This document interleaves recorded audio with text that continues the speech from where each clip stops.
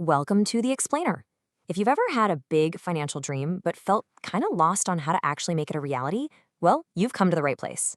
Today, we are breaking down the absolute basics of investing, step by step, so you can build a really solid foundation for your future.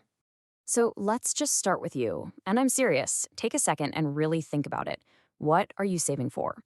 Is it that epic trip you've been dreaming of? Putting a down payment on your very first home? Or maybe it's just the freedom to retire comfortably. Whatever it is, getting super clear on that goal is always step one. Here's our game plan for today. First up, we're going to figure out your financial why. Then we'll look at the different kinds of investment bags or accounts you can use. After that, we'll get into the nitty-gritty of time, risk, and money. And we'll wrap up by looking at how to invest smarter to pay less in taxes. Okay, let's get right into it. Before you invest even a single dollar, you have to know why you're doing it.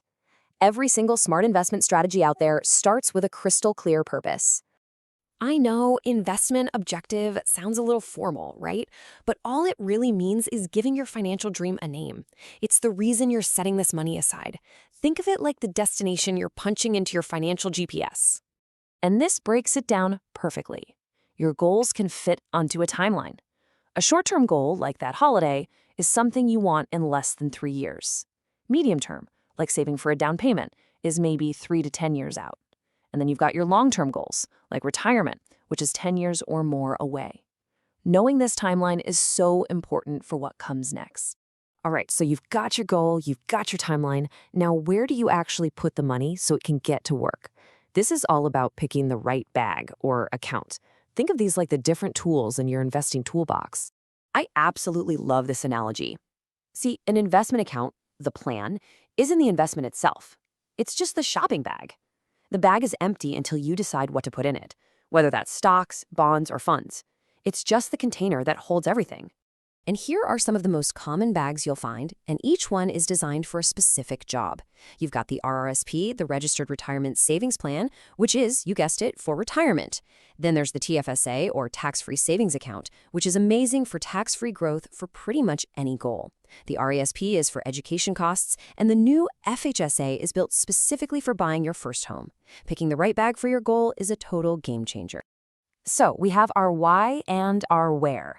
Now let's talk about the how. This part is all about the big 3 concepts that really bring your strategy to life: time, risk, and money. Let's get really clear on this. Your objective is the big picture, the dream, like having a comfortable retirement. But a financial goal is when you put a specific number on that dream. It turns comfortable into a real target, like saving $800,000. That makes it measurable and it keeps you on track. And your time horizon, that's just a fancy way of saying how much time you have until you need to cash in. And here's the secret sauce. The more time you have, the more risk you can usually take on, because your investments have way more time to bounce back from any bumps in the road.